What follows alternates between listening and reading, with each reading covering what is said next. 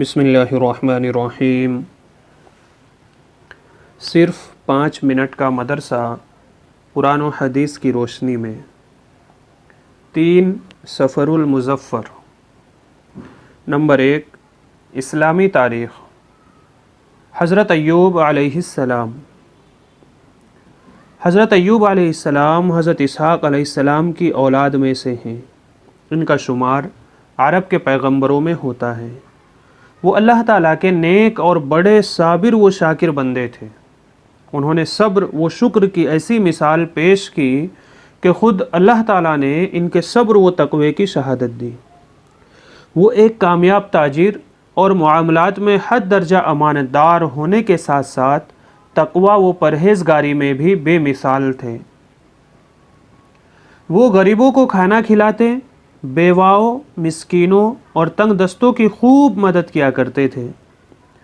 اللہ تعالیٰ نے انہیں بہت مال و دولت اور اولاد سے نوازا تھا، پھر سخت آزمائش اور امتحان میں مبتلا کیا، اور عطا کردہ مال و دولت اور اولاد سب کچھ واپس لے لیا، اور خود وہ 18 سال تک بیماری میں مبتلا رہے، مگر اس سخت آزمائش میں بھی اپنی زبان سے کبھی شکوہ شکایت نہیں کیا، اور ہمیشہ صبر و شکر ہی کرتے رہے، اور اللہ تعالیٰ سے دعائیں مانگتے رہے۔ اللہ تعالیٰ نے ان کی دعا قبول فرمائی اور صبر کے بدلے میں انہیں پہلے سے زیادہ مال و دولت اور اولاد سے نوازا، اور بیماری سے نجات دے کر صحت و تندرستی عطا فرمائی۔ نمبر 2، اللہ کی قدرت۔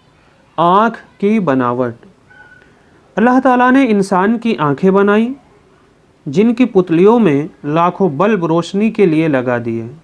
ان میں کچھ بلب ایسے ہیں جن سے رنگ کا پتہ چلتا ہے، کچھ ایسے ہیں جن سے دوری کا پتہ چلتا ہے، اور کچھ ایسے ہیں جن سے سائز کا پتہ چلتا ہے۔ اگر ان میں سے ایک بھی بلب بجھ جائے تو کالے گورے، دوری نزدیکی اور موٹے پتلے ہونے کا علم ختم ہو جائے، اور تمام چیزیں ایک جیسی نظر آنے لگے۔ آنکھ کے اندر اتنے سارے بلب کا روشن کرنا اللہ تعالیٰ کی بڑی قدرت ہے۔ نمبر 3، ایک فرض کے بارے میں۔ جمعہ کی نماز ادا کرنا۔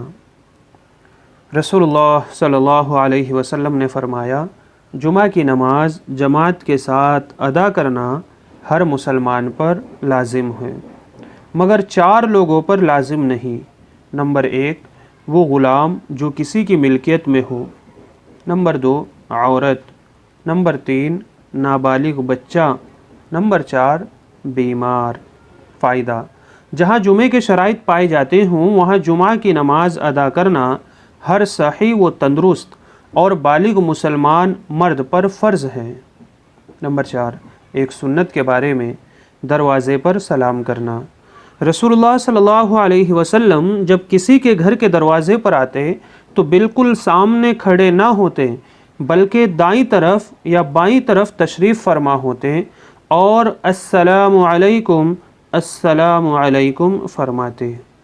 نمبر 5، ایک اہم عمل کی فضیلت۔ مسجد سے تکلیف دینے والی چیز کو دور کرنا۔ رسول اللہ صلی اللہ علیہ وسلم نے فرمایا، جس نے مسجد سے ایسی چیز باہر کر دی جس سے تکلیف ہوتی تھی، جیسے کوڑا کرکٹ، کانٹا، کنکر، پتھر وغیرہ، تو اللہ تعالیٰ اس کے لیے جنت میں ایک گھر بنا دے گا۔ نمبر 6، ایک گناہ کے بارے میں۔ قبلے کی طرف تھوکنا۔ رسول اللہ صلی اللہ علیہ وسلم نے فرمایا، جس نے قبلہ رخ، بلغم اور تھوک پھینکا، وہ قیامت کے دن اس حالت میں آئے گا کہ وہ بلغم اس کے دونوں آنکھوں کے درمیان چپکا ہوا ہوگا۔ نمبر 7، دنیا کے بارے میں۔ دنیا آخرت کی کامیابی کا ذریعہ ہے۔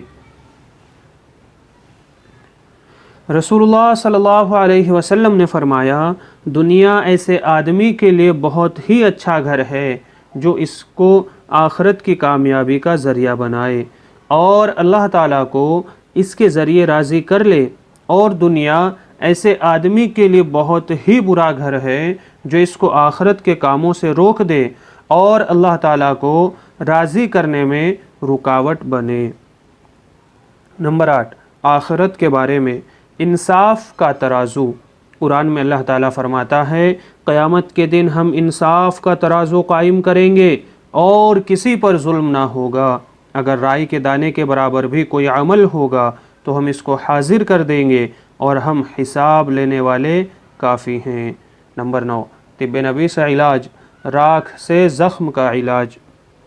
غزوہ احد میں جب رسول اللہ صلی اللہ علیہ وسلم کا چہرہ مبارک زخمی ہو گیا تو آپ صلی اللہ علیہ وسلم کی صاحبزادی حضرت فاطمہ رضی اللہ عنہا خون دھو رہی تھی اور حضرت علی رضی اللہ عنہ زخموں پر پانی ڈال رہے تھے۔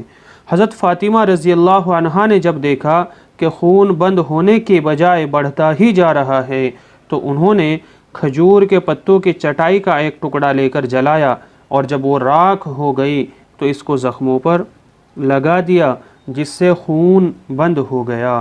فائدہ، حکیموں نے لکھا ہے کہ ٹانٹ اور کھجور کی چٹائی کی راکھ بہتے ہوئے خون کو روکنے میں بے حد مفید ہے۔ نمبر 10، قرآن کی نصیحت۔ قرآن میں اللہ تعالیٰ فرماتا ہے اس وقت کو یاد کرو جب تمہارے رب نے تم کو خبردار کر دیا تھا کہ اگر تم شکر کرو گے تو تم کو اپنی نعمتیں اور زیادہ دوں گا، اور اگر تم ناشکری کرو گے تو یقین جانو میرا عذاب بڑا سخت ہے۔ اللہ پاک ہم سب کی حفاظت فرمائے اور نیک عمل کرنے کی توفیق نصیب فرمائے۔ آمین ثم آمین۔